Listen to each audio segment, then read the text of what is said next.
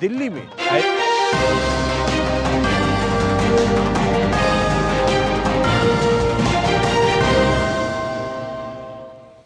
नमस्कार, स्वागत है डीडी न्यूज के इस बुलेटिन में। मैं हूं अश्विनी कुमार मिश्र। सबसे पहले आइए नजर डालते हैं अब तक की सुर्खियों पर। प्रधानमंत्री नरेंद्र मोदी 3 देशों की 5 दिवसीय यात्रा पर रवाना। प्रस्थान वक्तव्य में लोकतंत्र और बहुलवाद में साझा रणनीतिक साझेदारी को मजबूत करने की जताई आशा। एक पृथ्वी, एक परिवार, एक भविष्य पर दिया खास जोर। हिंदुस्तान टाइम्स लीडरशिप समिट में प्रधानमंत्री का संबोधन। भारत की पहचान बनाने में नागरिकों के सामर्थ्य का बड़ा योगदान। कहा यह सदी भारत की होगी।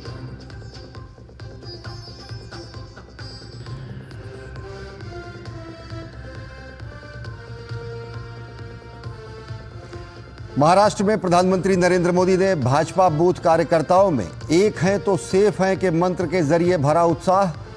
कांग्रेस नेता राहुल गांधी ने जनता से किए वादों को पूरा करने का दिया आश्वासन।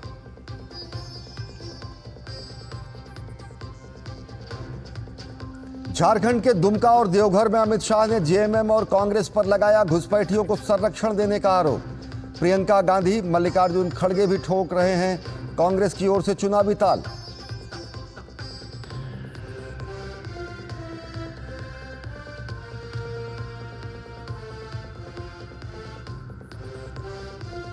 केंद्रीय चुनाव आयोग ने भाजपा कांग्रेस अध्यक्षों को लिखा पत्र। भाजपा कांग्रेस को चुनाव आयोग की सलाह। अपने स्टार प्रचारकों को नियंत्रण में रखने की दी सलाह।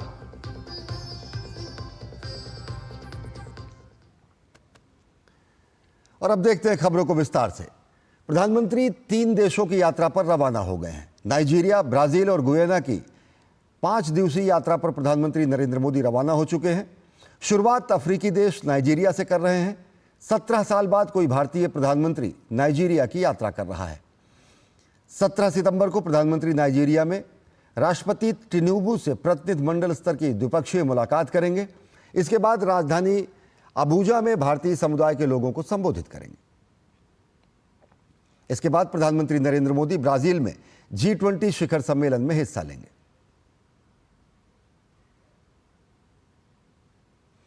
नाइजीरिया, ब्राजील और गुयाना की 5 दिवसीय यात्रा पर रवाना होने से पहले प्रधानमंत्री नरेंद्र मोदी ने प्रस्थान वक्तव्य जारी किया।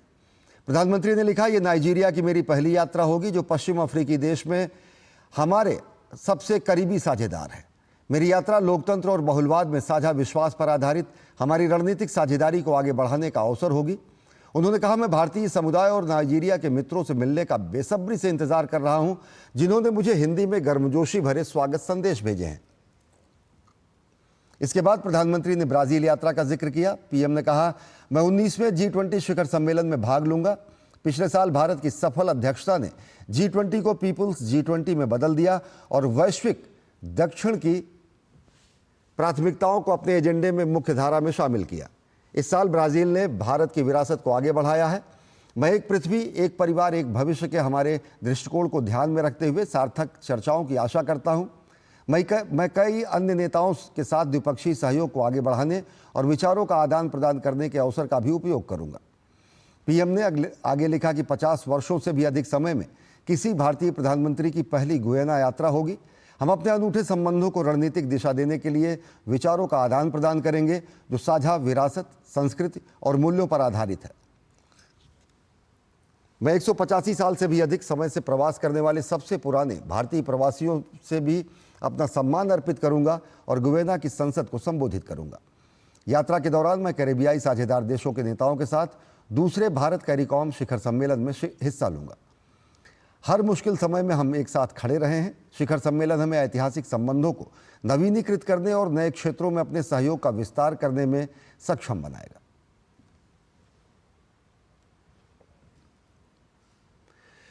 भारत और नाइजीरिया ने एक दूसरे के साथ ऐतिहासिक और आर्थिक सहयोग बढ़ाने की दिशा में महत्वपूर्ण पहल की है। दोनों देशों ने दीर्घकालिक रणनीतिक साझेदारी और सहयोग को बढ़ावा देने के लिए सांस्कृतिक आदान प्रदान, सर्वेक्षण, सहयोग और सीमा शुल्क सहयोग पर 3 समझौता ज्ञापनों पर हस्ताक्षर किए हैं।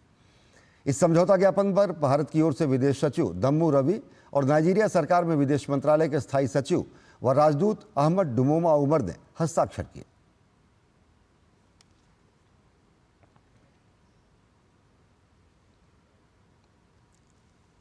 प्रधानमंत्री नरेंद्र मोदी ने मीडिया संस्थान हिंदुस्तान टाइम्स के शताब्दी वर्ष समारोह में हिस्सा लिया। इस मौके पर उन्होंने एक स्मारक डाक टिकट भी जारी किया। प्रधानमंत्री संस्थान की इस लंबी यात्रा में शामिल रहे सभी भागीदारों को उन्होंने शुभकामनाएं दी। समारोह को संबोधित करते हुए प्रधानमंत्री ने कहा कि आज भारत अगर दुनिया में अपनी पहचान बनाए हुए है तो उसमें सिर्फ सामान्य नागरिकों का सामर्थ्य है। हिंदुस्तान टाइम्स ने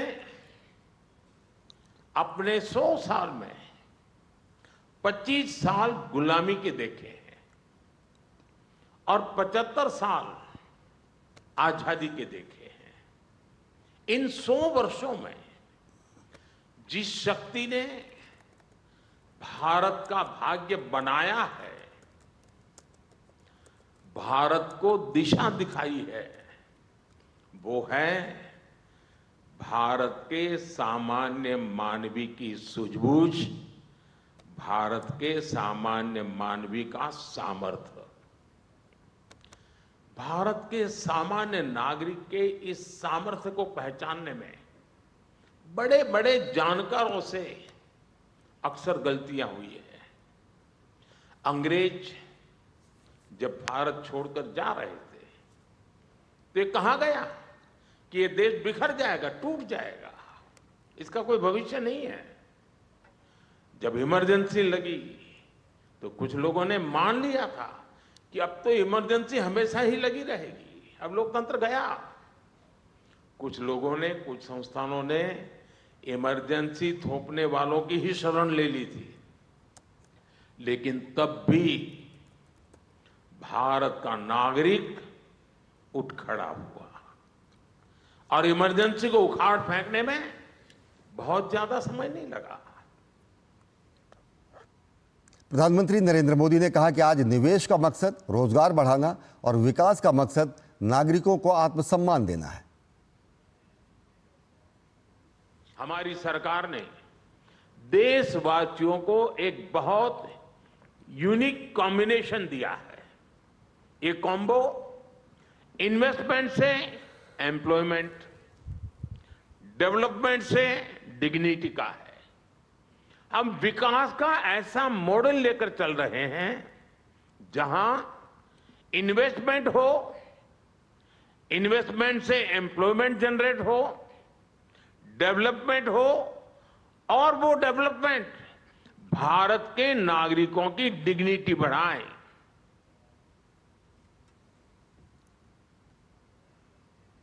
प्रधानमंत्री नरेंद्र मोदी ने आतंकवाद के मुद्दे पर विपक्ष को घेरा और कहा कि अब आतंकी अपने घरों में भी अपने को असुरक्षित महसूस करते हैं, जबकि पिछली सरकारों में आतंकवाद के चलते लोग असुरक्षित महसूस करते थे। ये वो समय था जब पड़ोसी देश की आतंकवादी हरकतों की वजह से हमारे लोग अपने घर और शहरों में भी असुरक्षित रहते थे। लेकिन अब स्थितियां बदल गई हैं। अब वहां के आतंकवादी ही अपने घर में सुरक्षित नहीं है। प्रधानमंत्री नरेंद्र मोदी ने महाराष्ट्र विधानसभा चुनाव से पहले मेरा बूथ सबसे मजबूत कार्यक्रम के तहत भाजपा कार्यकर्ताओं के साथ संवाद किया। 20 नवंबर को होने वाले मतदान से पहले प्रधानमंत्री ने कार्यकर्ताओं को चुनाव में जीत का मंत्र दिया। प्रधानमंत्री नरेंद्र मोदी ने महाराष्ट्र की महायुति सरकार के प्रयासों की जमकर प्रशंसा की। उन्होंने कहा कि महायुति सरकार मराठी गौरव को बढ़ाने की दिशा में काम कर रही है। उन्होंने कहा कि महायुति सरकार समाज के हर वर्ग को सशक्त बनाने की कोशिश कर रही है। महायुति सरकार और महाअघाड़ी में यही अंतर है। लोग इस अंतर को महसूस भी कर रहे हैं। महाराष्ट्र के लोग महायुति सरकार से बहुत खुश हैं। उन्होंने कहा कि वे जहां भी गए उन्हें भरपूर प्यार मिला।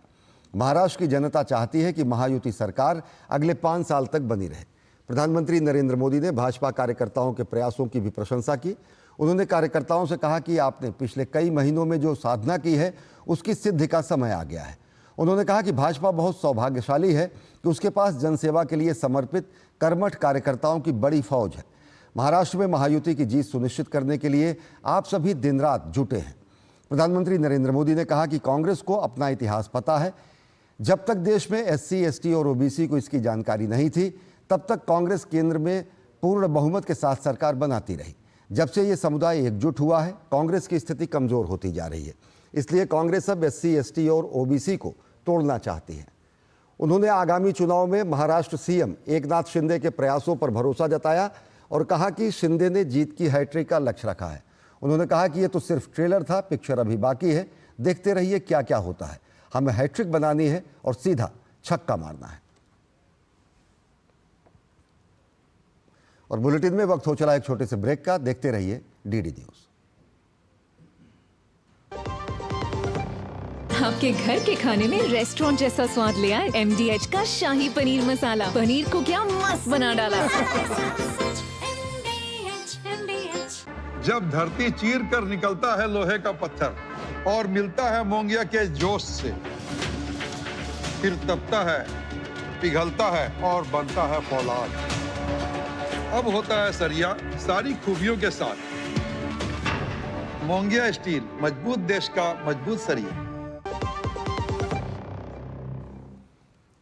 ब्रेक के बाद आप सभी का स्वागत है। राजधानी दिल्ली में राष्ट्रीय प्रेस दिवस के अवसर पर विशेष कार्यक्रम का आयोजन किया गया। कार्यक्रम में सूचना प्रसारण मंत्री अश्विनी वैष्णव और सूचना प्रसारण राज्य मंत्री एल मुरुगन उपस्थित रहे। साथ ही PCI के अध्यक्ष जस्टिस रंजना देसाई, सचिव सूचना प्रसारण मंत्रालय संजय जाजू भी मौजूद रहे। केंद्रीय मंत्री अश्विनी वैष्णव ने राष्ट्रीय प्रेस दिवस के मौके पर नई दिल्ली में आयोजित कार्यक्रम में कहा कि हमारे देश में मीडिया के क्षेत्र में लगातार विस्तार हो रहा है और विश्व के सबसे अधिक विस्तृत नेटवर्क वाले देशों में शुमार होने के बावजूद हमारे देश में इंटरनेट की दरें सबसे कम है। Our country, the mother of democracy, houses as many as 35,000 registered daily newspapers. There are thousands of news channels and a rapidly expanding digital ecosystem which is reaching the crores of citizens via mobile and internet. The investments made in digital infrastructure have propelled India among the top countries with 4G and 5G networks. Along with the spread of network, we also have the lowest data prices in the world. So friends, along with the vibrancy, along with the diversity of our press, the availability and affordability of digital media has created new opportunities for media in our country. उन्होंने कुछ media जगत को लेकर वैश्विक चुनौतियों के बारे में भी बात करते हुए कहा कि 2047 तक भारत को विकसित करने के लक्ष्य की प्राप्ति के लिए समाज द्वारा इन चुनौतियों पर खुले मंच पर बातचीत करने और राजनीति से ऊपर उठकर एक साथ काम करने की आवश्यकता है। We as a country have to be sensitive to it. We as pioneers in technologies in many different fields have to find solutions which can give us solutions to these major problems faced by our society. And we need to create consensus around this. We need to have open debate around these challenges. We need to have a lot more discussion about these challenges, and we have to rise above politics because these are the challenges which are affecting the very fabric of our society. These are the challenges which are going to be more and more dominant, more and more prominent in the coming days. So friends, as we collectively march towards Viksit Bharat by 2047, let us all work towards creating a harmonious society. Let us work towards creating a prosperous country. Let us work towards always keeping the nation first, always first. खबरें अभी और भी है, लेकिन वक्त हो चला एक और छोटे से ब्रेक का। देखते रहिए DD न्यूज।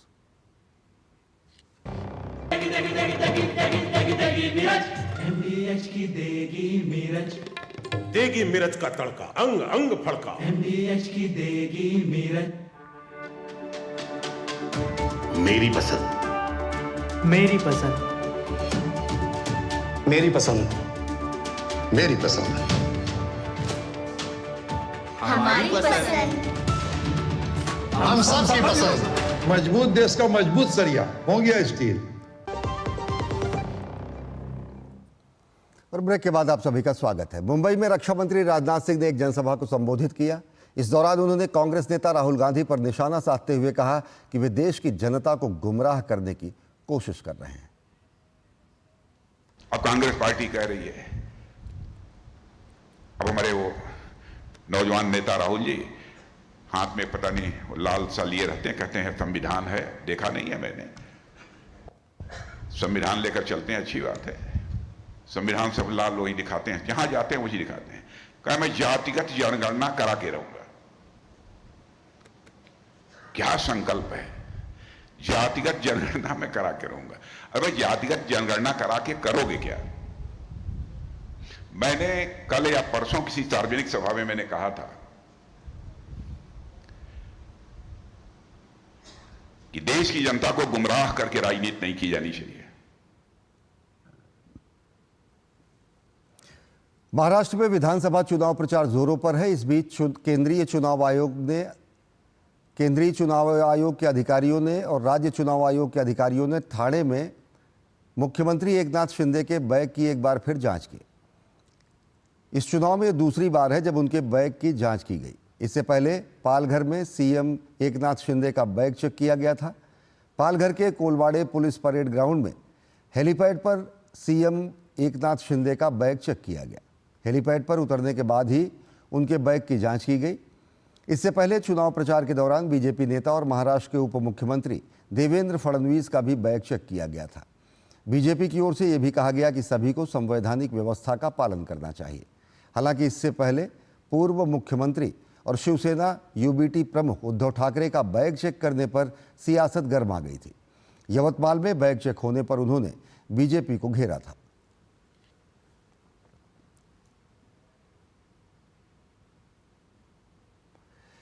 महाराष्ट्र और झारखंड में जारी चुनाव प्रचार के बीच आ रही शिकायतों को लेकर केंद्रीय निर्वाचन आयोग ने कांग्रेस और भारतीय जनता पार्टी के अध्यक्षों को पत्र लिखा है। कांग्रेस अध्यक्ष मल्लिकार्जुन खड़गे और भाजपा अध्यक्ष जेपी नड्डा को लिखे पत्रों में चुनाव आयोग ने उन्हें अपनी पिछली एडवाइजरी याद दिलाते हुए स्टार प्रचारकों और नेताओं पर नियंत्रण रखने के लिए कहा है। आयोग ने दोनों नेताओं को पत्र लिखकर एक दूसरे की तरफ से शिकायतों पर टिप्पणी करने के लिए कहा है। चुनाव आयोग ने दोनों पार्टी अध्यक्षों से 18 नवंबर दोपहर 1 बजे तक औपचारिक जवाब भी मांगा है। साथ ही उन्हें लोकसभा चुनाव के दौरान 22 मई 2024 को दिए गए चुनाव आयोग के पूर्व परामर्श की भी याद दिलाई है, जिसमें स्टार प्रचारकों और नेताओं पर नियंत्रण रखने के लिए कहा गया था ताकि सार्वजनिक शिष्टाचार का उल्लंघन न हो और चुनाव प्रचार के दौरान आदर्श आचार संहिता का अक्षरशः पालन किया जा सके। पुणे के शिवाजीनगर विधानसभा क्षेत्र से बीजेपी ने 2019 के विधायक सिद्धार्थ शिरोले को मैदान में उतारा है। सिद्धार्थ शिरोले क्षेत्र में मेट्रो के विकास और यातायात को बेहतर बनाने का दावा करते हैं। सिद्धार्थ शिरोले से बातचीत की हमारे संवाददाता धीरज कुमार ने। पुणे के शिवाजीनगर इलाके को एजुकेशन हब के रूप में जाना जाता है और यहां से दूसरी बार चुनावी मैदान में भाजपा प्रत्याशी सिद्धार्थ शिरोले जी हमारे साथ मौजूद है, जिनसे हम बात करते हैं। पहले तो एजुकेशन हब के लिए यहाँ क्या क्या प्रयास हुए? नहीं, पुणे एक तो यहाँ पे बहुत सारे रिनाउंड एजुकेशन इंस्टीट्यूट्स है, इसलिए पूरे दुनिया भर से देश भर से लोग यहाँ पे सीखने के लिए आते हैं। जैसे हमारी पुणे यूनिवर्सिटी है, बहुत सारे प्राइवेट इंस्टीट्यूट्स भी है, सिम्बायोसिस कॉलेज जैसे इंस्टीट्यूट्स है।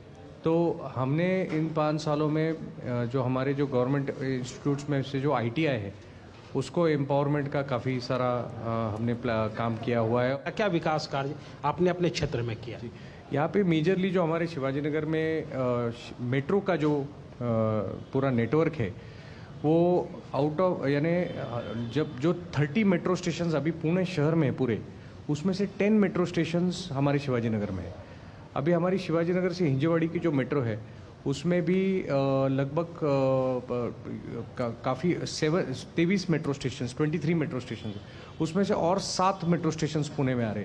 तो सबसे लार्जेस्ट पुणे शहर के अगर 8 कॉन्स्टिट्यूंसीज पकड़े तो 17 स्टेशंस लगभग हमारे मेट्रो के शिवाजीनगर में। तो जो ये पब्लिक ट्रांसपोर्ट में हमारा बहुत ही रिफॉर्मेटिव काम मेट्रो के माध्यम से हुआ है।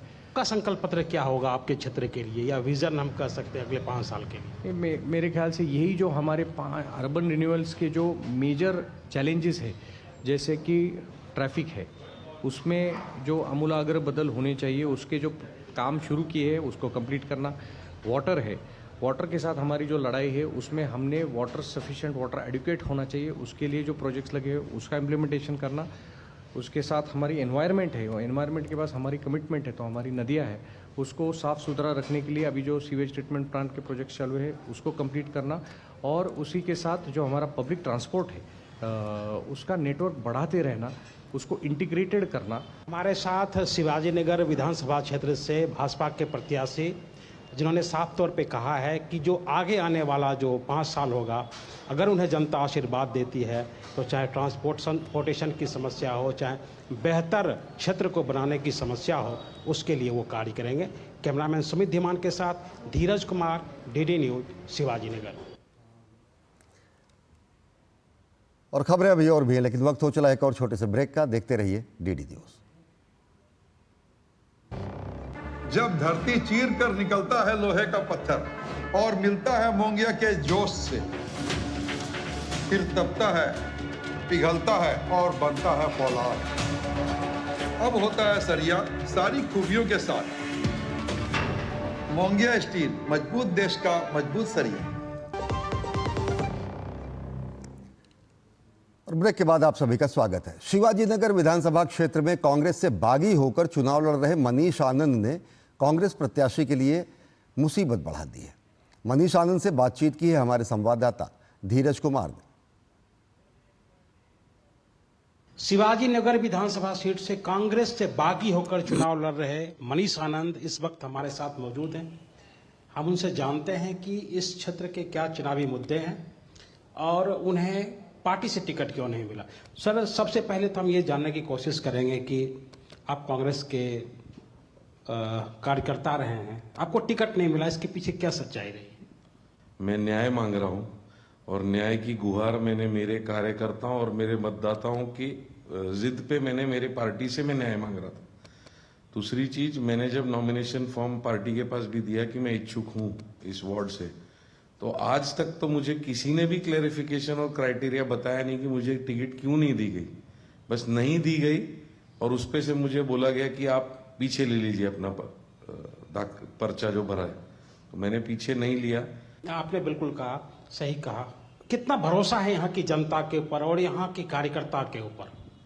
नहीं, जनता और कार्यकर्ताओं पे और मतदाताओं पे तो भरोसा है, बट मुझे मेरे काम पे ज्यादा भरोसा है। आपका विजन क्या, क्या आप जनता को मैसेज देना चाहते थे? क्योंकि आप चुनाव में है तो जनता को एक मैसेज तो चाहिए कि आप क्या चाहते, क्या क्या विकास करना चाहेंगे। और इसके साथ इससे जुड़ा हुआ सवाल कि आपके चुनाव में आने से आपको नहीं लगता है बीजेपी को फायदा होगा? पहले मैं विजन की बात कर लेता हूँ। विजन का ऐसा है कि पहले तो रोड सुधरने चाहिए शिवाजी नगर के, ये सबसे पहला टास्क रहेगा। दूसरी चीज, पानी की लाइन जो डेली रोज सुबह मुझे फोन आते हैं शिवाजी नगर के काफी सारे एरिया से कि आज पानी नहीं आया, टैंकर भेजिए, तो ये मैं टैंकर फ्री शिवाजी नगर करना चाहता हूं।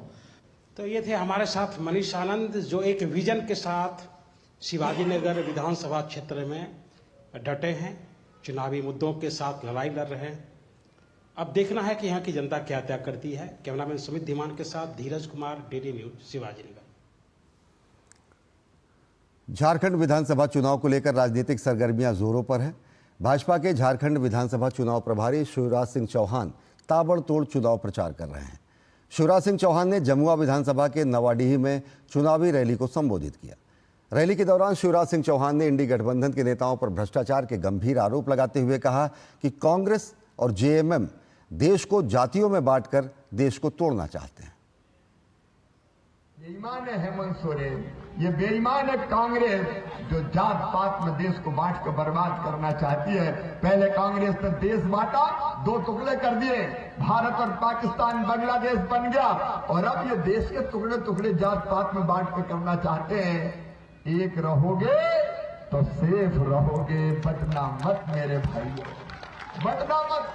ये हमको तोड़ना चाहते हैं, ये हमको तोड़ना चाहते हैं, लेकिन हम जोड़ना चाहते हैं। जुड़ेंगे तो जीतेंगे, आगे बढ़ेंगे, याद रखना। अब देश टूटने नहीं देंगे। तो बुलेटिन में फिलहाल इतना ही। देश और दुनिया की ताजा तरीन खबरों के लिए देखते रहिए डीडी न्यूज। नमस्कार।